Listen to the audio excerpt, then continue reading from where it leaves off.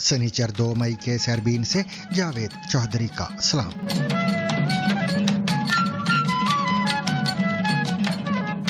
America के सदर Donald Trump ने ईरान के साथ जारी मुज़ाकराती अमल पर अदम इत्मीनान का इजहार करते हुए कहा है कि तेहरान की जानिब से भिजवाई गई नई तजावीज़ उन्हें कबूल नहीं। उनका कहना है कि अगरचे ईरान मुआहदा चाहता है मगर मौजूदा पेशकश किसी हतमी डील के लिए काफ़ी नहीं।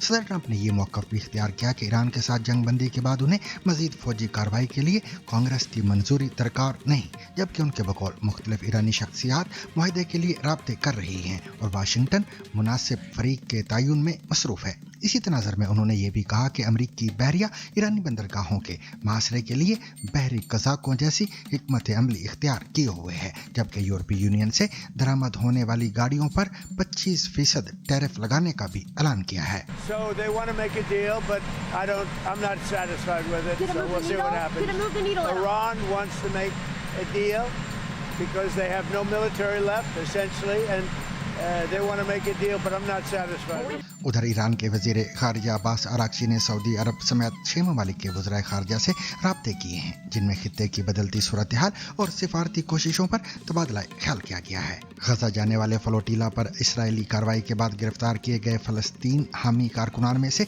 दर्जनों को रिहा कर दिया गया है। तमाम 2 अफराद अब भी ज़ेरे हिरासत हैं। इजरायली हुकूमत के मुताबिक ज़ेर हिरासत तमाम कारकुन क्रीट में उतार दिए गए हैं, सिवाय 2 मर्दों के जिन्हें पूछगछ के लिए इजराइल लाया जा रहा है। दूसरी जानिब आलमी सफारतकारी में एक अहम पेशरफ्त ये है कि चाइना, जो रिवायती तौर पर अपने मुल्क से बाहर तनाज़ात में बराह रास्त सालसी से गुरेज करता है, अब पाकिस्तान और अफगानिस्तान के दरमियान अमन की कोशिशों में मुतहर्रिक किरदार अदा कर रहा है। चीन ने बेल्ट एंड रोड इनिशिएटिव के तहत पाकिस्तान में सीपेक के जरिए $10 अरब की सरमायाकारी की है, लेकिन पाकिस्तान की मगरबी सरहद पर तशद्दुद ने तिजारत में खलल डाला है, क्रॉसिंग बंद कर दी है और चीनी इंजीनियर्स और मंसूबों के लिए खतरा बढ़ा दिया है। पाकिस्तान के दारुल-हुकूमत इस्लामाबाद के रेड जोन में वाक़े 1 कॉन्स्टिट्यूशन एवेन्यू को खाली करवाने की कार्रवाई पर बहस जारी, जहां नाक़दीन का कहना है कि कानून का इतलाक कमजोर तबकात पर सख्त, जबकि बाअसर अफराद के लिए नरम दिखाई देता है। कहानी वहाँ से शुरू हुई जब बगैर पैसों के कब्जा देकर बिल्डिंग बनाने की इजाज़त दे दी गई। वो क्यों दी गई, उस वक़्त कौन लोग इसमें मुलव्वस थे, असल चोर और असल जिम्मेदार वो लोग हैं जिन्होंने इस ग्रुप को अदा किया। बरतानिया में रीसाइक्लिंग प्लांट्स के लिए इंसानी शक्ल के रोबोट्स तैयार, जिनका मकसद खतरनाक सनती कामों में इंसानों की जगह लेकर हादसात में कमी लाना है। मिलिए अल्फा से। ये एक ह्यूमनॉइड तर्ज का रोबोट है जिसे चीन की रियल मैन रोबोटिक्स ने बनाया है और जिसे बरतानवी firm Tech and Trash robotics recycling के लिए इस्तेमाल करना चाहती है। हम एक ऐसा रोबोट चाहते हैं जो कम से कम 1 मिनट में 42 चीजें उठाए, क्योंकि इस मार्केट का यही मेयार है। और आखिर में बात करेंगे इस सवाल की जो बराह रास्त देही जिंदगी से जुड़ा है कि चक्की से चूल्हे तक तेल की कीमतों में इजाफा किस तरह देही मईशत को मुतासिर कर रहा है। खेतों से लेकर खुराक तक, नकल व हमल से लेकर रोजमर्रा जिंदगी तक, ईंधन की बढ़ती कीमतें सब कुछ बदल रही हैं। इसके अलावा दीगर खबरें और तज्जिए भी आज के सैरबीन में शामिल रहेंगे, मगर हमेशा की तरह पहले अहम आलमी खबरों का खुलासा।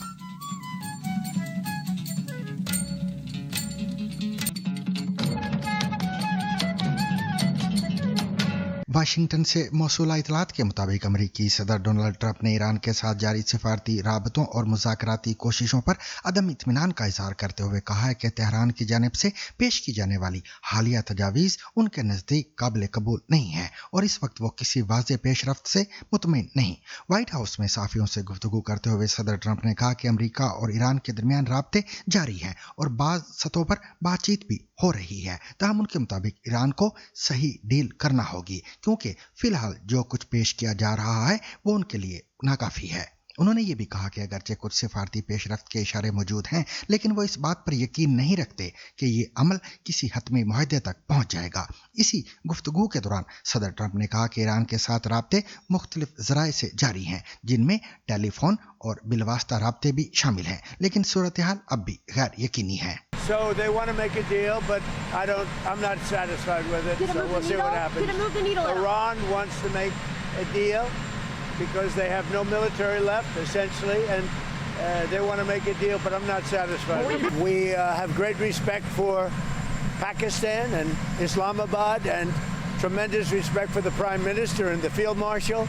and they're working with us. They continue to work with us, but the trip is a very long one, and we're doing everything in terms of negotiating right now, in terms of the negotiation telephonically. They've made strides, but I'm not sure if they ever get there. दूसरी जानब अमरीकी सदर ने कांग्रेस को भेजे गए एक खत में कहा है कि ईरान के साथ हालिया जंग बंदी के बाद अमरीकी अफवाज और तेहरान के दरमियान बराह रास्त फायरिंग का तबादला खत्म हो चुका है और उनके मुताबिक इसी बुनियाद पर अब उन्हें जंग जारी रखने के लिए कांग्रेस की मजीद मंजूरी दरकार नहीं। उन्होंने खत में मौक़िफ़ इख्तियार किया कि वह बतौर सदर और कमांडर इन चीफ अपनी आईनी जिम्मेदारियों के तहत अमरीकी अफवाज को हदायत जारी करते रहेंगे। ये मामला अमरीका के 1973 के वार पावर रेजोल्यूशन से जुड़ा है, जिसके तहत सदर को किसी भी फौजी कार्रवाई के आगाज के 60 दिन के अंदर कांग्रेस को इत्माद में लेना और बाज़ सूरतों में इजाजत लेना भी जरूरी होता है। इस कानूनी नुक्ते पर अमरीकी इंतजामिया और कांग्रेस के बाज़ अराकीन के दरमियान इख्तलाफ भी सामने आया है, जबकि दिफाई हुकाम का कहना है कि जंग बंदी की सूरत हाल में इस मुद्दत का हिसाब मुख्तलिफ अंदाज में लिया जा सकता है। ईरान के मामले पर हतमी राय का काम व्हाइट हाउस और व्हाइट हाउस की काउंसिल का है, लेकिन फिलहाल सीज फायर है और इसका मतलब ये है कि 7 दिन की मुद्दत पर या तो वक्ती पॉज लग जाता है या वो मुद्दत रुक जाती है। आपकी इत्तलात के लिए हमारी समझ तो यही कहती है। मुझे नहीं लगता कि कानून इस मौक़िफ़ की हिमायत करता है। मेरे ख्याल से 60 दिन की मुद्दत आजकल में ख़त्म हो जाएगी, जिसके बाद इंतज़ामिया को एक अहम कानूनी सवाल का सामना है। ये एक अहम आईनी तशवीश है और हम इसमें मज़ीद कानूनी पेचीदगियाँ शामिल नहीं करना चाहते हैं। उधर ईरानी मीडिया की रिपोर्ट्स में दावा किया गया है कि तेहरान की जानिब से एक नई सिफारती तजवीज़ पाकिस्तान के जरिए अमरीका को इरसाल की गई है। ताहम ना तो इसकी तफसीलात सामने आई हैं और ना ही ये वाज़ेह हो सका है कि ये तजवीज़ बाज़ाबिता तौर पर वाशिंगटन तक पहुंची है या नहीं। सदर ट्रंप ने इस हवाले से गुफ्तगू करते हुए कहा कि मुख्तलिफ ईरानी शख्सियात की जानिब से राब्ते किए जा रहे हैं और अमरीका इस बात का जायज़ा ले रहा है कि किस फरीक के साथ बाज़ाबिता तौर पर मुज़ाकरात किए जा सकते हैं। उन्होंने दावा किया कि ईरान अंदरूनी तौर पर कन्फ्यूजन का शिकार है, खास तौर पर अपने अस्करी ढांचे में मुबैना तब्दीलियों के बाद। इसी दौरान फ्लोरिडा में एक अवामी खिताब के दौरान सदर ट्रंप ने ईरान की अस्करी सलाहियतों के बारे में सख्त और वसी दावे करते हुए कहा कि ईरान की फिजाई दिफाई और रेडार सलाहियतें शदीद मुतासिर हो चुकी हैं और इसकी मजमूई फौजी ताकत कमज़ोर हो गई है। उन्होंने ये भी कहा कि ईरान में मिसाइल तनसीबात और दिफाई निज़ाम को भारी नुकसान पहुंचा है, जबकि कई बहरी जहाज भी मुतासिर हुए हैं। ताहम इन दावों की आज़ाद ज़राए से तस्दीक नहीं हो सकी।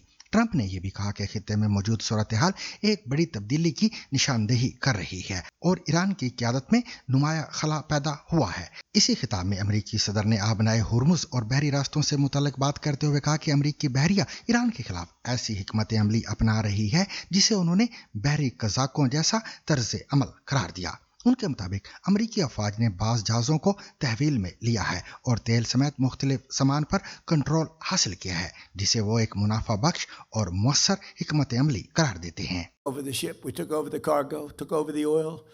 It's a very profitable business. Who would have thought we were doing that? We're like pirates. We're sort of like pirates. But we're not playing games because, you know, for 47 years, Iran has been pushing everybody around. They're the bully of the Middle East. They've been scaring everybody, Israel and Qatar, Saudi Arabia, UAE, Bahrain, Kuwait, all of them. They're all, it was the bully of the Middle East, I understand it. Bush made a mistake. He took out Iraq. You know, Iraq, and by the way, I congratulate the new president of Iraq. इसी तसलसल में सदर Trump ने यूरोपीय union के साथ तिजारती तनाज़े को भी नई शिद्दत देते हुए यूरोप से दरामद होने वाली गाड़ियों और ट्रकों पर टैरिफ 25% तक बढ़ाने का ऐलान किया है। उनका कहना था कि यूरोपीय यूनियन अमेरिका के साथ तयशुदा तिजारती मुआहदों पर मुकम्मल अमल नहीं कर रही। ताहम ब्रसेल्स ने इस इल्ज़ाम को मुस्तरद करते हुए कहा है कि वो अपने वादों पर अमल पैरा है और सूरत हाल पर मज़ीद वजाहत तलब की जा रही है। इस इक़दाम से आलमी तिजारती ताल्लुकात में मज़ीद कशीदगी पैदा होने का खदशा भी जाहिर किया जा रहा है। मजमूई तौर पर अमेरिका और ईरान के दरमियान अगरचे बाज़ाब्ता जंग बंदी का मरहला मौजूद है, लेकिन सिफारती सतह पर एतमाद की कमी, सख्त बयानात और मुतज़ाद दावे इस बात की निशानदेही कर रहे हैं कि खित्ते में सूरत हाल अब भी गैर मुस्तहकम है। तज्ज़ियाकारों के मुताबिक सदर ट्रंप के हालिया बयानात ने न सिर्फ ईरान के साथ मुज़ाकराती अमल को गैर यकीनी बनाया है, बल्कि आलमी सतह पर भी नई सियासी और सिफारती बहस को जन्म दिया है। दूसरी जानब अमरीकी वजारत खजाना ने शिपिंग कंपनियों को खबरदार किया है कि वो आबनाए हुर्मुज से गुजरने के लिए ईरान को किसी भी किस्म की फीस या मुआवजा अदा ना करें, चाहे ये अदायगियां एहतियात की सूरत में ही क्यों ना हो। बसूरत दीगर ऐसी कंपनियां अमरीकी पाबंदियों की जद में आ सकती हैं। इसी दौरान अमेरिका ने मशरक़ वस्ता में अपने इत्तेहादी ममालिक को मजमूई तौर पर $8.6 अरब मालियत के हथियार फराहम करने की मंजूरी भी दे दी है। यह फैसला एक ऐसे वक्त में सामने आया है जब अमेरिका, इसराइल और ईरान के दरमियान झड़पों के बाद जंग बंदी को 3 हफ्तों से ज्यादा अरसा गुजर चुका है। जिन ममालिक को यह असला फराहम किया जाएगा उनमें इसराइल, कतर, कुवैत और मुत्तहिदा अरब अमारात शामिल हैं। ईरान जंग पर अमेरिकी सदर डोनाल्ड ट्रंप और जर्मनी के चांसलर फ्रेडरिक मर्ज के दरमियान इख्तिलाफात के बाद अमेरिकी महकमा दिफा ने जर्मनी से 5000 फौजियों के इनखला का मंसूबा भी तैयार कर लिया है। यह फैसला उस बयान के एक दिन बाद सामने आया है जिसमें सदर ट्रंप ने चांसलर मर्ज को तनकीद का निशाना बनाया था। मर्ज ने यह तासुर दिया था कि ईरान के मुज़ाकरातकारों ने अमेरिका की तज़ीक की है। ईरानी वज़ीर ख़ारिजा अब्बास अराग़ची ने सऊदी अरब, मिस्र, तुर्की, कतर, इराक और अज़रबैजान के वज़ीर ख़ारिजा से टेलीफोन पर रब्ता किया है। ईरान के सरकारी खबर रसा इदारे इरना के मुताबिक वज़ीर ख़ारिजा ने इन ममालिक के वज़ीर ख़ारिजा को इलाकाई पेशरफ्त और जंग के खात्मे के हवाले से ईरान के मौक़िफ़ से आगाह किया है। अब्बास अराग़ची ने जुमे को ही यूरोपीय यूनियन के ख़ारिजा अमूर और सलामती पॉलिसी की नुमाइंदा खाजा कॉलेज से इलाकाई सूरत हाल पर तबादला ख्याल किया था। अराग़ची ने अमरीकी महकमा दिफा पर जंग की असल कीमत के बारे में राय आमा को गुमराह करने का इल्जाम लगाते हुए कहा है कि अमेरिका की जानिब से ऐलान करदा आदाद-ओ-शुमार हकीकत की अक्कासी नहीं करते। एक्स पर अपनी एक पोस्ट में अराग़ची ने कहा कि पेंटागन झूठ बोल रहा है। नेतन्याहू के जुए की वजह से अमेरिका को अब तक तकरीबन $100 अरब का नुकसान हुआ है। उन्होंने मजीद कहा कि अमेरिकी टैक्स दहिंदगान के बिलवास्ता अखराजात बहुत ज्यादा हैं। हर अमेरिकी खानदान का माहाना खर्च $500 के लगभग है, जो तेजी से बढ़ रहा है। अब्बास अराग़ची ने यह भी कहा कि हमेशा इसराइल फर्स्ट का मतलब यह है कि अमेरिका आखिर में आता है।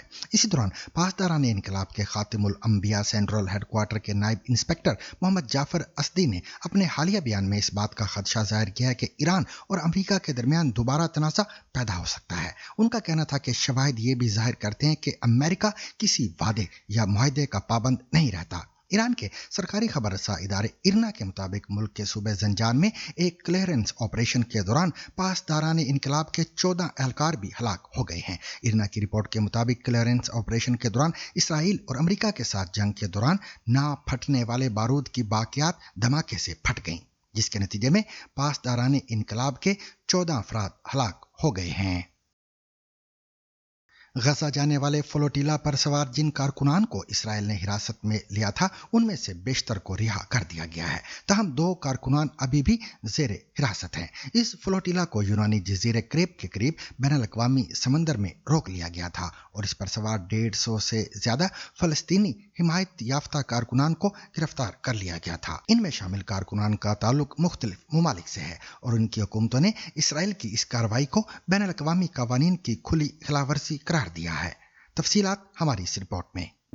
गजा जाने वाले इमदादी बहरी बेड़े पर सवार कारकुन जिन्हें यूनानी जजीरे क्रीट के करीब बैनुल अक़वामी समुंदर में इजरायली बहरिया ने हिरासत में लिया था, उन्हें वहीं उतार दिया गया है। इजरायली हुकूमत के मुताबिक जेर हिरासत तमाम कारकुन क्रीट में उतार दिए गए हैं, सिवाय 2 मर्दों के जिन्हें पूछगछ के लिए इजराइल लाया जा रहा है। इजराइल की वजारत खारजा ने कहा कि उनमें से एक शख्स पर दहशतगर्द तंजीम से वाबस्तगी का शुबा है और दूसरे पर गैर कानूनी सरगर्मियों का शुबा है। ग्लोबल समूद फ्लोटिला ने दोनों अफराद की फौरी रिहाई का मुतालबा किया है। ग्लोबल समूद फ्लोटिला के ऑर्गेनाइजर्स ने इस कार्रवाई को क़ज़ाकी करार देते हुए कहा कि जहाज पर सवार अफराद को गजा से 950 किलोमीटर से ज्यादा दूर गैर कानूनी तौर पर कब्जे में लिया गया था।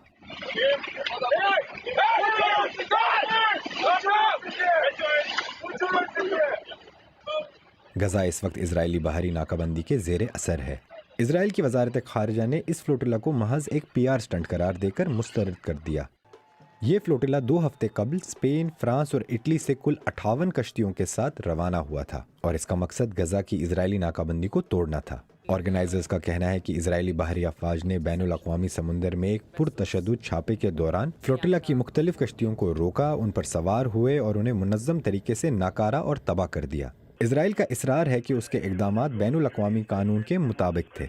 इजरायली वजारत खारजा ने कहा कि कश्तियों की बड़ी तादाद और कशीदगी के खतरे को रोकने के लिए क़ब्ल अज़ वक्त कार्रवाई ज़रूरी थी। یونانی وزارت خارجہ نے ایک بیان میں تحمل اور بین الاقوامی قانون کے احترام کی اپیل کی ہے، اور یہ کہ انہوں نے مسافروں کی میزبانی اور باحفاظت واپسی کے لیے سفارتی مدد کی پیشکش کی ہے۔ اسرائیل نے گزشتہ سال اکتوبر میں بھی اس گروپ کے ایک بیڑے کو غزہ پہنچنے سے روکا تھا۔ اس ہفتے کے شروع میں اقوام متحدہ نے خبردار کیا ہے کہ غزہ کی صورتحال مسلسل بگڑ رہی ہے اور وہاں کی 21 لاکھ آبادی کو بدترین انسانی حالات کا سامنا ہے۔ اور اب دیگر اہم عالمی خبروں پر ایک نظر ڈال رہے ہیں غضنفر حیدر۔ میانمار کی فوجی حکومت نے نوبل انعام یافتہ رہنما آنگ سان سوچی کو گھر میں نظر بند کر دیا ہے اور ان کی سزا کم کر کے 18 سال کر دی گئی ہے۔ ان کے قریبی ذرائع کا کہنا ہے کہ 80 سالہ رہنما صحت مند ہے اور دارالحکومت میں ایک سابق وزیر کی رہائش گاہ پر مقیم ہے۔ 2021 کی فوجی بغاوت کے بعد سے سوچی کے بارے میں بہت کم اطلاعات سامنے آئی ہیں۔ یوکرین نے گزشتہ 2 ہفتوں میں چوتھی بار روس کی بحیرہ اسود پر بندرگاہ توپسے میں تیل کے انفراسٹرکچر کو نشانہ بنایا ہے۔ روس کے مقامی فوجی ہیڈ کوارٹرز کے مطابق ایک بحری ٹرمینل کو آگ لگا دی گئی، جسے بجھانے کے لیے 100 سے زائد فائر فائٹرز کو طلب کیا گیا۔ گزشتہ ہفتے شہر کی تیل صاف کرنے کی تنصیب پر حملوں سے بھی بڑے پیمانے پر نقصان ہوا ہے۔ دوسری جانب روس نے رات کے وقت یوکرین کے شہر اوڈیسا میں رہائشی عمارتوں کو نشانہ بنایا، جس سے 2 افراد زخمی ہوئے ہیں۔ ڈونلڈ ٹرمپ پر قاتلانہ حملے کے کیس میں استغاثہ نے نئی فوٹیج جاری کی ہے، جس میں دیکھا جا سکتا ہے کہ ملزم صرف 4 سیکنڈ میں سیکیورٹی حصار توڑ کر آگے بڑھ گیا۔ ملزم کے ہاتھ میں لمبی نال والا ہتھیار تھا اور اسے سیکیورٹی اہلکار نے اس کی سمت میں فائر کیا، تاہم یہ واضح نہیں کہ ملزم نے بھی فائر کیا یا نہیں۔ مغربی افریقہ میں نائجر، برکینا فاسو اور مالی کی حکومتوں نے اپنی مشترکہ افواج کے ساتھ عسکریت پسندوں اور توارق علیحدگی پسندوں کے خلاف بڑے پیمانے پر فضائی حملے شروع کیے ہیں۔ یہ کارروائی اس وقت شروع کی گئی جب ان گروہوں نے مالی کے اندر کئی اہم علاقوں پر مربوط حملے کر کے انہیں اپنے قبضے میں لے لیا۔ نائجیریا کے حکام کے مطابق یہ فضائی آپریشن دشمن کے حملوں کے چند گھنٹوں کے اندر ہی شروع کر دیا گیا۔ گزشتہ چند ہفتوں کے دوران چین نے پاکستان اور افغانستان کے درمیان امن کی کوششیں کی ہیں، 2 ایسے فریقوں سے جو گزشتہ اکتوبر سے ایک تلخ تنازع میں گھرے ہوئے ہیں۔ اس دوران جھڑپوں کے نتیجے میں سینکڑوں افراد ہلاک ہوئے ہیں اور دونوں ملکوں نے ایک دوسرے پر سرحدی جھڑپوں، فضائی حملوں اور عسکریت پسند گروہوں کی حمایت کے الزامات بھی عائد کیے ہیں۔ لیکن اب اس تنازع کے حل کے لیے چین درمیان میں آ گیا ہے۔ چین جو عام طور پر اپنے ملک سے باہر تنازعات میں ثالثی سے گریز کرتا ہے، اب ایک سفارتی طاقت کے طور پر بھی ابھر رہا ہے۔ لیکن کیوں؟ اور کیا اس کوششوں سے پاکستان اور افغانستان کے درمیان دیر پا امن قائم ہو سکے گا؟ تفصیلات فرحان رفیع سے۔ چین روایتی طور پر اپنے قریبی پڑوس سے باہر تنازعات میں ثالثی کرنے سے دور رہا ہے، لیکن یہ پوزیشن آہستہ آہستہ بدل رہی ہے۔ چین کی خارجہ پالیسی طویل عرصے سے عدم مداخلت کے اصولوں پر مبنی ہے، انہیں ثالثی بھی کرنی ہے اور عدم مداخلت کا اصول بھی برقرار رکھنا ہے، اور میرے خیال میں چین اس کو ممکن تب بناتا ہے جب میزبان ملک اجازت دے اور چین کو ثالثی کے لیے دعوت دے۔ لہٰذا اس بار قیاس آرائیاں کی جا رہی ہیں کہ چین افغان پاکستان مذاکرات میں ایجنڈا سیٹر کا کردار ادا کر رہا ہے۔ چین نے بیلٹ اینڈ روڈ انیشیٹو کے تحت پاکستان میں سی پیک کے ذریعے $10 ارب کی سرمایہ کاری کی ہے، لیکن پاکستان کی مغربی سرحد پر تشدد نے تجارت میں خلل ڈالا ہے، کراسنگ بند کر دی ہے اور چینی انجینئرز اور منصوبوں کے لیے خطرہ بڑھا دیا ہے۔ صرف پچھلے سال ہی کئی چینی شہریوں کو حملوں کا نشانہ بنایا گیا ہے۔ بیجنگ کے نقطہ نظر سے اس کے نتائج معاشیات سے بالاتر ہیں۔ چین کے لیے اس معاملے میں مسئلہ یہ ہے کہ دونوں فریقوں کے درمیان تنازعات کے نتیجے میں وسیع خطے پر غیر مستحکم اثرات مرتب ہو رہے ہیں، اور خاص طور پر TTP کی سرگرمیوں کے نتیجے میں جو چین کے لیے بھی خاصی تشویش کا باعث ہیں، کیونکہ چینی شہریوں کو پاکستان کے ساتھ ساتھ افغانستان میں بھی نشانہ بنایا گیا ہے۔ چین کو خدشہ ہے کہ افغانستان پاکستان سرحد پر سرگرم عسکریت پسند گروپ، جن میں سے کچھ کا سنکیانگ سے نظریاتی تعلق ہے، سے چین کے اندر طویل مدتی سلامتی کو خطرات لاحق ہو سکتے ہیں۔ ان خدشات سے واضح ہوتا ہے کہ کیوں چین نے سنکیانگ کے دارالحکومت ارومچی میں افغان اور پاکستان حکام کے درمیان بات چیت کی میزبانی کی، ایک ایسی جگہ جو بیجنگ کی اندرونی استحکام پر توجہ کی نشاندہی کرتی ہے۔ چین ان ممالک کے درمیان ثالثی کی کوشش کرنے والا پہلا ملک نہیں ہے۔ قطر، سعودی عرب اور ترکی سب نے ماضی میں اسلام آباد اور کابل کے درمیان کشیدگی کو کم کرنے کی کوشش کی ہے، لیکن دیر پا جنگ بندی کے بغیر۔ چین کا خیال ہے کہ وہ دوسروں کے مقابلے زیادہ اثر رکھتا ہے۔ چین کا دونوں صورتوں میں اس کھیل میں حقیقی حصہ ہے۔ چین جس معاملے کو اجاگر کر رہا ہے وہ ہے دونوں فریقوں کے ساتھ اعتماد کی سطح، جو میں کہوں گا کہ پاکستان کے ساتھ طالبان کے مقابلے میں زیادہ ہے، اور ان کے پاس میز پر لانے بنانے کے لیے بہت کچھ ہے. ان کے پاس حقیقی مراعات ہیں، معاشی اثر و رسوخ ہے، سیاسی اثر و رسوخ ہے. کیا چین کامیاب ہو سکتا ہے؟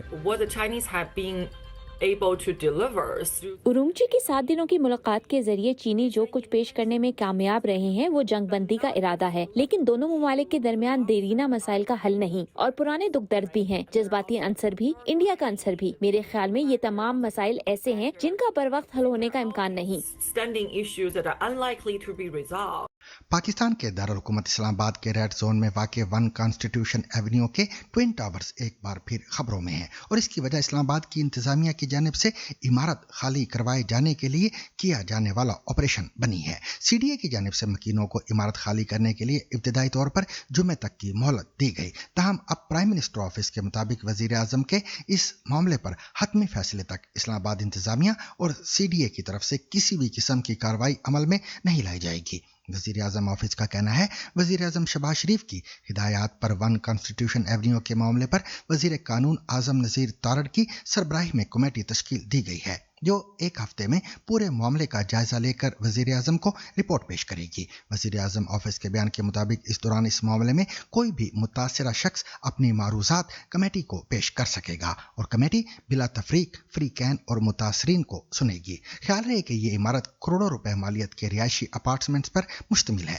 جن کے مالکان میں پاکستان کے سیاستدان، بیوروکریٹس اور عدلیہ سے تعلق رکھنے والے بڑے نام شامل ہیں. اسلام آباد کی انتظامیہ کی جانب سے جمعرات کی شب کیے جانے والے آپریشن کی بنیاد اسلام آباد ہائی کورٹ کے اس فیصلے کا اجرا بنی تھی جس میں عدالت نے دارالحکومت کے ترقیاتی ادارے سی ڈی اے کے عمارت کی لیز کی منسوخی کے فیصلے کو برقرار رکھا ہے. اسلام آباد ہائی کورٹ کے چیف جسٹس سردار محمد سرفراز ڈوگر نے اس سال فروری میں شاہراہ دستور کے قریب واقع اس عمارت کی لیز کی منسوخی سے متعلق مقدمے میں اپنا فیصلہ محفوظ کیا تھا جو 30 اپریل کو سنایا گیا.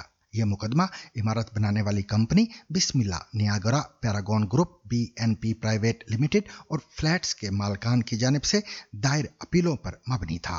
مزید تفصیل پاکستان سے مزمل سہروردی کی زبانی. اسلام آباد کی جو مین شاہراہ ہے جس کو شاہراہ دستور کہتے ہیں، جس کے اوپر سپریم کورٹ ہے، پرائم منسٹر ہاؤس ہے، فارن آفس ہے، الیکشن کمیشن ہے، ڈپلومیٹک ایونیو ہے، ایوان صدر ہے، ایوان وزیر اعظم ہے، اس کا جو آغاز ہے وہ 1 کانسٹیٹیوشنل ایونیو سے ہوتا ہے شاہراہ دستور کا. اس کے اوپر 2005 میں ایک ہوٹل بنانے کی 5 اسٹار ہوٹل بنانے کی منظوری پرویز مشرف کے دور میں دی گئی. یہ کسی سیاسی حکومت کا سکینڈل نہیں ہے، یہ جنرل پرویز مشرف کے دور کا سکینڈل ہے. 2005 میں یہ جگہ اس وقت جو ہے 17.5 ارب میں ایک پارٹی BNP گروپ کو دی گئی جو 3 پارٹیوں کا گروپ تھا. انہوں نے صرف 2.9 ارب روپے ادا کر کے اس زمین کا قبضہ حاصل کر لیا. حالانکہ اصول یہ ہے کہ جب تک آپ پوری قیمت ادا نہ کریں آپ کو قبضہ نہیں ملتا. لہذا کہانی کہاں سے شروع ہوئی؟ کہانی وہاں سے شروع ہوئی جب بغیر پیسوں کے قبضہ دے کر بلڈنگ بنانے کی اجازت دے دی گئی. وہ کیوں دی گئی؟ اس وقت کون لوگ اس میں ملوث تھے؟ اصل چور اور اصل ذمہ دار وہ لوگ ہیں جنہوں نے اس گروپ کو ادا کیا. اب صورتحال یہ ہے کہ سی ڈی اے کو تو اس کے آج تک پیسے ہی نہیں ملے. سی ڈی اے رو رہا ہے کہ یہ ہماری زمین کے پیسے نہیں ملے، ہم نے ان کو ملکیت نہیں ٹرانسفر کی، غیر قانونی بلڈنگ ہے. اب اگر کسی غریب آدمی نے سرکار کی جگہ پر غیر قانونی قبضہ کیا ہو، سرکار بلڈوزر لے جا کر وہ گھر گرا دیتی ہے، سرکار اس کی بلڈنگ گرا دیتی ہے، ہزاروں کروڑوں اربوں روپے کی پر سرکاری زمین پر سے قبضے واگزار کرائے گئے ہیں، غریبوں کے گھر بھی گرائے گئے ہیں، کچی بستیاں گرائی گئی ہیں. کہا گیا ہے کہ یہ سرکاری زمین پر بنی ہوئی تھیں لہذا ان کو گرا دیا گیا ہے. لیکن 1 کانسٹیٹیوشنل ایونیو کو نہیں گرایا جا سکتا. 1 کانسٹیٹیوشنل ایونیو کو گرائیں گے تو ملک کے ستون ہل جائیں گے. 1 کانسٹیٹیوشنل ایونیو پہ اگر آپ ہاتھ ڈالیں گے تو ملک میں سرمایہ کاری نہیں آئے گی. وہ کہیں گے اس ملک میں نے آج ٹویٹ پڑھے بڑے ذمہ دار لوگوں کے، انہوں نے کہا آپ نے 1 کانسٹیٹیوشنل ایونیو کا سرکار قبضہ واپس لے رہی ہے، اس ملک سے سرمایہ کاری بھاگ جائے گی. بھائی 1 کانسٹیٹیوشنل ایونیو کا آپ قبضہ واپس لیں گے تو اس ملک سے فراڈ بھاگ جائے گا. 1 کانسٹیٹیوشنل ایونیو کا آپ قبضہ واپس لیں گے تو اس ملک سے چور بازاری بھاگ جائے گی. لوگ عبرت کا نشان پکڑیں گے، لوگوں کو پتہ لگے گا کہ یہاں آپ پکڑے جاتے ہیں اور آپ کا سارا کچھ ضبط ہو جاتا ہے. کہانی کیا ہے؟ ویسے تو کروڑوں روپے کے اس میں اپارٹمنٹس ہیں، انہوں نے 5 اسٹار ہوٹل کی بجائے اپارٹمنٹ بلڈنگ بنا لی، ہر چیز کر لی. ہن جے اس دور انہوں پھڑے نہیں جان لگے نے کہ حکومت ہی چور محسوس ہو گئی ہے اور پرائم منسٹر کو بھی ایک اعلیٰ سطحی کمیٹی بنانی پڑ گئی ہے. اعظم نذیر تارڑ، طلال چودھری، سیکرٹری کامرس کے ساروں کو سن کر فیصلہ کریں. میں سمجھتا ہوں پرائم منسٹر کو اس میں کمیٹی نہیں بنانی چاہیے تھی. سرکار کی زمین ہے، جس نے سرکار سے لی، اس نے پیسے نہیں دیے، اس کو ملکیت ٹرانسفر نہیں ہوئی، اس نے لوگوں سے فراڈ کیا، وہ جانے لوگ جانے. سرکار کو اپنی زمین واپس لینی چاہیے. یہ تو ایسی ہی ہے جیسے میں کل سرکار کی زمین پر ایک بلڈنگ بنا کر بیچ دوں، اس کے بعد اس بلڈنگ کے لوگ، اور اس کے بعد سرکار وہ زمین واپس نہیں حاصل کرتی، میں بلڈنگ بنا کے بیچ کے نکل جاؤں تو سرکار کی زمین پر، تو میں آپ کہیں کہ ان لوگوں نے تو چونکہ سرکاری زمین پر بلڈنگ کے پیسے دے کے لیے ہیں تو ان سے واپس نہ لی جائے. بھائی جگہ سرکار کی ہے، پہلی بات آپ یہ سمجھیں. قصوروار BNP گروپ ہے. اب اس کہانی کے بڑے کردار ہیں، چھوٹا موٹا کردار تو ہے ہی نہیں ہے. اب صورتحال یہ ہے کہ ایک کردار ہیں جسٹس اعجاز الاحسن صاحب، جو سپریم کورٹ میں آپ کو پتہ ہے جج ہوتے تھے، ثاقب نثار صاحب کے بڈی ہوتے تھے اور ہر بینچ میں ثاقب نثار صاحب کے ساتھ بیٹھتے تھے. جوڑی تھی ثاقب نثار صاحب اور اعجاز الاحسن صاحب کی. اعجاز الاحسن صاحب ساری عمر وکیل رہے ہیں BNP گروپ کے. ان کی اس کرپشن کو، ان کے 2 نمبری کو، ان کے اس فراڈ کو عدالتوں میں اس کا دفاع جسٹس اعجاز الاحسن صاحب کرتے رہے. اور پھر جب وہ سپریم کورٹ کے جج بن گئے، جب وہ ثاقب نثار صاحب کے ساتھ ان کا جھوٹ چل گیا، تو جس کمپنی کے وہ وکیل تھے انہوں نے اسی کمپنی کا فیصلہ بھی خود ہی کر لیا. اسی بینچ میں بیٹھ گئے اور اس کو ریگولرائز کر دیا. انہوں نے کہا سرکار کا اربوں روپے ڈوبتا ہے تو ڈوب جائے، بلڈنگ ریگولرائز ہے. بلڈنگ میں عمران خان کا بھی فلیٹ ہے بھائی، بلڈنگ میں تو سب کے فلیٹ ہیں، کوئی غریب آدمی تو وہاں بڑے امیر لوگ رہتے ہیں.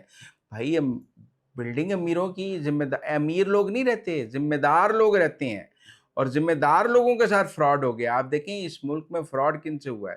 جو ملک کے ذمہ دار ہیں. ایک BNP گروپ ملک کے ارباب اقتدار کے ذمہ دار لوگوں سے فراڈ کر گیا اور وہ سمجھتے ہیں کہ وہ مظلوم ہے. میں کیسے سمجھوں؟ بہرحال اب کہانی کہاں سے چلی؟ بہت سارے لوگ سرفراز ڈوگر صاحب کے بڑے خلاف ہیں. وہ کہتے ہیں کہ جی سرفراز ڈوگر صاحب انصاف نہیں کرتے. میں کہتا ہوں کمال انصاف کیا سرفراز ڈوگر صاحب. چیف جسٹس اسلام آباد ہائی کورٹ نے، اس نے کہا سرکار کی زمین ہے، سرکار لے لے. کیوں سرکار نہ لے؟ سرکار کو پیسے ملے ہیں زمین کے. انہوں نے کہا نہیں. انہوں نے کہا پرائیویٹ پارٹی بلڈنگ بنا کے بھاگ گئی. انہوں نے کہا بنا گئی تو سرکار اپنی زمین واپس لے لے. سرکار کا لون، اس کے اوپر ایک بینک لون بھی ہے بینک آف پنجاب کا. اس بینک لون میں بھی BNP گروپ ڈیفالٹ کر چکا ہے. آپ کو یاد ہے وہ ہمیش خان وغیرہ، وہ چودھری پرویز الہی کے دور میں بینک آف پنجاب سکینڈل، پھر ان کو لایا گیا تھا. انہوں نے ہی قرضہ دیا اسلام آباد کے اس پروجیکٹ کے لیے. اس میں بھی وہ BNP گروپ ڈیفالٹ کر گیا ہوا ہے، جس میں ہمیش خان صاحب گرفتار ہوئے، سارا کچھ ہوا. سرکار کو پیسے نہیں ملے، سرکار ڈوبتی رہی. لیکن آج ہم یہ کہتے ہیں سرکار کو پیسے نہیں ملے تو کیا ہو گیا؟ لوگوں کا فلاح کریں نا بھائی، سرکار کا فلاح نہ کریں. سرکار کی زمین ہے، لوگوں کے ساتھ فراڈ ہوا ہے، وہ اپنی جگہ ہے. لوگوں کے ساتھ فراڈ کیا BNP نے، سرکار نے تو نہیں کیا. سرکار کے ساتھ فراڈ کیا BNP نے. اب ذرا اس کی کہانی آگے چلتے جاتے ہیں. 2018 میں اسلام آباد ہائی کورٹ کے ڈویژن بینچ کے فیصلے کے تحت زمین اور عمارت کا کنٹرول دوبارہ CDA کو دے دیا. 2018 میں یہ فیصلہ ہوا، پر نہیں ہو سکا کیونکہ خان صاحب کا اپنا فلیٹ تھا. اس میں کوئی اسلام آباد ہائی کورٹ کا فیصلہ عمل درآمد ہو سکتا تھا. کوئی وہاں شریفوں کے فلیٹ تو نہیں ہے، کوئی نواز شریف شہباز شریف کے فلیٹ نہیں ہے کانسٹیٹیوشن 1 میں. BNP نے جو یہ گروپ ہے BNP، اس نے 25 جولائی 2022 میں ایک خط میں خود اعتراف کیا تھا کہ خراب معاشی حالات اور بین الاقوامی کی وجہ سے وہ منصوبہ مکمل کرنے اور قسط ادا کرنے کے قابل نہیں ہے. اتنی شاندار بلڈنگ، کروڑوں روپے کے فلیٹ بیچے ہیں، وہ کہتے ہیں خراب معاشی حالات. آئیکن بلڈنگ کھڑی کر دی، اربوں روپے کما گئے، بینک کا قرضہ بھی نہیں دیتا، CDA دے پیسے بھی نہیں دیتے، اور کہتے ہیں بڑی خراب معاشی حالت ہے. سپر پروفٹ کا یہ پروجیکٹ تھا. سامعین، ری سائیکلنگ پلانٹس کو دنیا کے خطرناک ترین صنعتی کام کی جگہوں میں شمار کیا جاتا ہے، جہاں کام کے دوران زخمی ہونے یا مختلف بیماریوں میں مبتلا ہونے کے امکانات دیگر صنعتوں کے مقابلے میں کہیں زیادہ ہوتے ہیں. ماہرین کے مطابق ان پلانٹس میں مسلسل بھاری مشینری، تیز دھار مواد اور غیر محفوظ فضائی حالات کارکنوں کے لیے بڑے خطرات پیدا کرتے ہیں، جس کے باعث یہاں کام کرنا جسمانی طور پر نہایت مشکل اور خطرناک سمجھا جاتا ہے. اسی تناظر میں برطانیہ کی ایک روبوٹکس کمپنی نے انسانی شکل سے مشابہت رکھنے والی جدید مشینیں تیار کرنے پر کام شروع کیا ہے، جنہیں مستقبل میں ری سائیکلنگ پلانٹس میں انسانی کارکنوں کی جگہ یا ان کے ساتھ کام کے لیے استعمال کیا جائے گا. कंपनी का दावा है कि ये रोबोट्स ऐसे माहौल में काम करने की सलाहियत रखेंगे जहां इंसानों के लिए खतरा ज्यादा होता है, और इससे न सिर्फ हादसात में कमी आएगी बल्कि काम की रफ्तार भी बेहतर हो सकेगी। कंपनी की जानिब से बताया गया कि इन रोबोट्स की बड़े पैमाने पर तैयारी का आगाज इसी साल मुतवक्किल है। ताहम इस वक्त इनकी मसनूई ज़हानत की तरबियत का अमल जारी है ताकि ये मशीनें मुख्तलिफ सनती हालात को बेहतर तौर पर समझ सकें और महफूज तरीके से काम अंजाम दे सकें। ये एक मुश्किल, थका देने वाला जिस्मानी काम है। ये एक ऐसा सेक्टर है जिसमें बीमारी और चोट लगने का बड़ा खतरा रहता है। ये शार्प ग्रुप नामी फर्म एक काबिल फख्र हिफाजती रिकॉर्ड का दावा करती है, लेकिन ये कोई ताज्जुब की बात नहीं कि इसमें आने जाने वाले स्टाफ की तादाद भी काफी ज्यादा गैर मामूली है। क्योंकि बेल्ट हर वक्त हरकत में रहती है, इसलिए आप मुसलसल कुछ न कुछ उठाते रहते हैं। ये अक्सर जॉब्स की तरह नहीं है कि आप रुकें, इधर उधर देखें, दूसरे काम करें। ये मुस्तकिल काम है और मेरे पास पिकर्स आते जाते रहते हैं क्योंकि ये काम उनके लिए मुश्किल होता है। एक ऐसा शोबा है जिसको खुदकार बनाना मुश्किल है। अगरचे मशीनरी हैवी लिफ्टिंग करती है और कन्वेयर बेल्ट साइड में सामान ले जाती हैं, लेकिन हर चीज़ मुख्तलिफ होती है। रोबोट के लिए फैसला करना मुश्किल होता है कि वो क्या चीज़ उठाए और फिर इसका क्या करे। मिलिए अल्फा से। ये एक ह्यूमनॉइड तर्ज का रोबोट है जिसे चीन की रियल मैन रोबोटिक्स ने बनाया है और जिसे बरतानवी firm Taken Trash robotic recycling के लिए इस्तेमाल करना चाहती है। हम एक ऐसा रोबोट चाहते हैं जो कम से कम 1 मिनट में 42 चीज़ें उठाए, क्योंकि इस मार्केट का यही मेयार है। इस मॉडल को भी तैयार होने में वक्त लगेगा। मेरे वहाँ होते हुए ये एक चीज़ भी नहीं उठा सका था। मैंने उसे मुतअद्दिद कोशिशें करते हुए देखा, लेकिन चुनना और छांटना जो कि उसका बुनियादी मिशन था वो इसके लिए मुश्किल लगता था। उसके बजाय ये एक हाइपर स्पेक्ट्रल कैमरे से मुंसलिक वसी मुशाहिदे और तासुरात के जरिए सीखता रहा, जिस सिस्टम को होलोलैब कहते हैं। होलोलैब कैमरे इस्तेमाल करता है। पहला कन्वेयर बेल्ट के शुरू में होता है और दूसरा कन्वेयर बेल्ट के आखिर में, और कैमरे बताते हैं कि कितनी मसनूआत दाखिल हुई, निकली और कितनी को रोबोट ने पकड़ा। ये प्लांट हर साल 3 लाख टन मिक्स्ड फुजला प्रोसेस करता है। अगरचे ये बहुत ज़्यादा भारी मशीनरी का काम है, इसमें इंसानी हाथ की ज़रूरत भी होती है। तो अगर रोबोट ये काम ले ले तो इसका मतलब कारकुनों के लिए क्या होगा? मंसूबा ये होगा कि अमले की स्किल्स को बेहतर बनाया जाए। वो रोबोट्स की देखभाल करेंगे, उनकी निगरानी करेंगे और ये उन लोगों को किसी किस्म के खतरात से भी दूर ले जाएगा। अल्फा अभी भी सीख रहा है और हम रोबोटिक रिसाइकलिंग के काफ़ी इब्तदाई मरहले में हैं। लेकिन ये एक ऐसा शोबा है जो एक बड़ी तब्दीली के लिए तैयार है, और इसकी एक बेहतरीन मिसाल भी कि टेक्नोलॉजी और AI किस तरह काम के साथ इंसानियत के ताल्लुकात को नई शक्ल दे सकते हैं। ईरान, इसराइल और अमेरिका जंग की वजह से तेल की कीमतों के उतार चढ़ाव ने जहां शहरी जिंदगी पर मनफी असरात मुरतब किए हैं, वहां देही इलाकों में लोगों की जिंदगी और उनके कारोबार भी इससे महफूज नहीं रहे। पाकिस्तान की मरदमशुमारी के मुताबिक 15.5 करोड़ आबादी देही इलाकों में रहती है। हमने चंद ऐसे देही इलाकों के बुनियादी कारोबारी शोबों का जायजा लिया है जो ईंधन पर इन्हिसार करते हैं और ईंधन की कीमतों में उतार चढ़ाव से मुतासिर होते हैं। देही सिंध में जिंदगी का दारोमदार ईंधन पर है। खेतों से लेकर खुराक तक, नकलो हमल से लेकर रोजमर्रा जिंदगी तक, ईंधन की बढ़ती कीमतें सब कुछ बदल रही हैं। काश्तकार के लिए ईंधन कोई आसाइश नहीं बल्कि जरूरत है। ट्रैक्टर, थ्रेशर और आपाशी का निजाम सब डीजल पर चलते हैं। ईंधन महंगा होता है तो काश्तकारी की लागत बढ़ जाती है। ये पूरी की पूरी चेन फ्यूल से रिलेटेड है। जब हम फसल काश्त करते हैं तो वहाँ से ही समझें फ्यूल की कंजम्पशन शुरू हो जाती है। अब शुरू में काश्त करने से शुरू हो गया, डीजल चाहिए, ट्रैक्टर में ड्रिल मशीन से हम सीड ड्रिल करेंगे, वो भी ट्रैक्टर पे यूज़ होगा। उसके बाद फिर हम इन ज़मीनों को पानी देने के लिए फिर टरबाइन यूज़ करते हैं, वो भी डीजल पे चलते हैं। फिर उसके बाद ये फसल तैयार होती है, तैयार होने के बाद ये फिर ट्रैक्टर हैं, थ्रेशर से ये निकालेगा। फिर ये ज़मीनों से फसल ले जाने के लिए ट्रांसपोर्ट का खर्चा होता है, वो भी सारा A to Z, ये जो भी क्रॉप है, जो भी गंदम हो, सरसों हो या कोई भी गन्ना हो, सबका कॉन्टेक्ट डायरेक्ट फ्यूल के साथ है।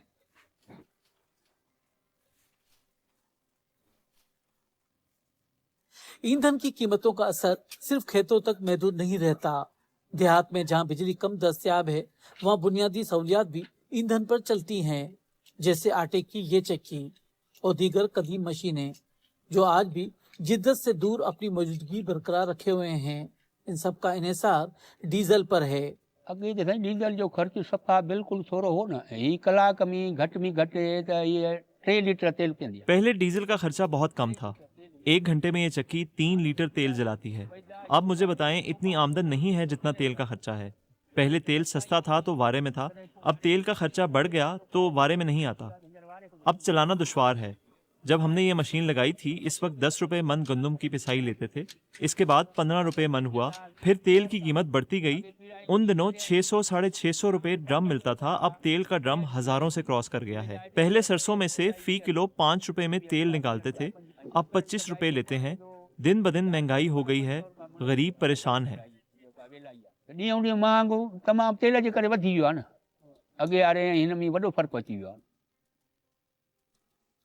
दरिया सिंध पर कशमोर से लेकर झिरक तक सिंध की हदूद में कुल 8 बड़े पुल और बैराज हैं जो सड़क और रेल की नकल व हमल के लिए इस्तेमाल होते हैं, लेकिन एक बड़ी आबादी इसके दरमियान कश्तियों के जरिए एक किनारे से दूसरे किनारे तक सफर करती है। तेल की कीमतें उन्हें भी बुरी तरह मुतासिर करती है।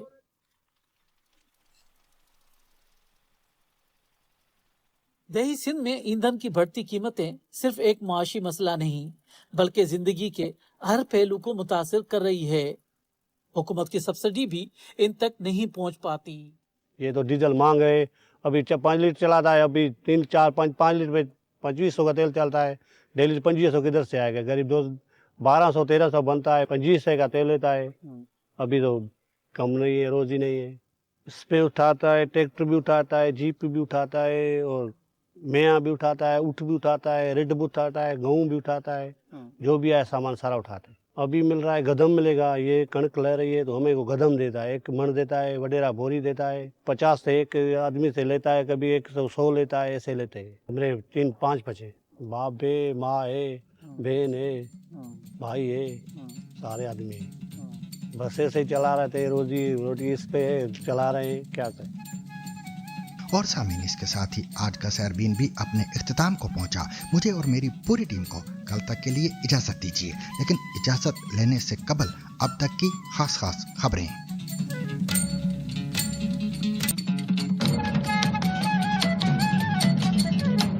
पाकिस्तान की वजारत मजहबी उमूर के तर्जुमान ने तस्दीक की है कि सऊदी अरब ने 15 साल से कम उम्र आज़मीन हज पर पाबंदी से मुतालिक फैसला वापस ले लिया है। शनिचर को जारी किए गए बयान में तर्जुमान का कहना था कि पाकिस्तानी हज मिशन ने नई सऊदी हिदायत पर मबनी खत जारी कर दिया है। नए खत के मुताबिक 12 साल से जायद उम्र के आज़मीन हज भी सऊदी अरब रवाना हो सकेंगे और इस हवाले से पुरानी पॉलिसी बरकरार है। वाज़ेह है कि इससे कबल वजारत मजहबी उमूर की जानिब से जारी किए गए एक सर्कुलर की वजह से आज़मीन में बेचैनी फैल गई थी, जिसमें सऊदी हुकाम की हिदायत पर 15 साल से कम उम्र आज़मीन को सफर से रोकने का कहा गया था।